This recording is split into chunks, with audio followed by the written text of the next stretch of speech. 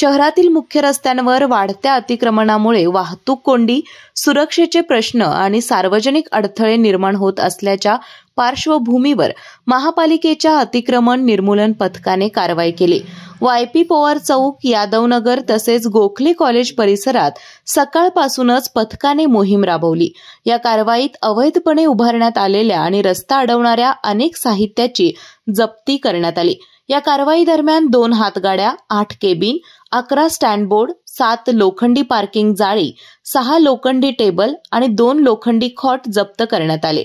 हे सर्व साहित्य मुख्य रस्त्यांच्या कडेला ठेवण्यात आल्यामुळे वाहतुकीत अडथळे निर्माण होत होते। तसेच शहरातील अवैध जाहिराती बोर्डांवरील कारवाई अधिक कठोर करण्यात आली। सीपीआर चौक, दसरा चौक, बिनखांबी मंदिर परिसर, जुना बुधवार तालीम मेन रोड या महत्त्वाच्या मार्गांवर मोठ्या प्रमाणात जाहिरातींची भर पडली होती। या मोहिमेत 18 डिजिटल बोर्ड आणि तब्बल 163 लहान जाहिरात बोर्ड हे काढून जप्त करण्यात आले। ही कारवाई प्रशासक के. मंजुलक्ष्मी, अतिरिक्त आयुक्त रविकांत अडसूळ, सहाय्यक आयुक्त शिल्पा दरेकर, सहाय्यक आयुक्त स्वाती दुधाणे आणि शहर अभियंता रमेश मस्कर यांच्या मार्गदर्शनाखाली करण्यात आली।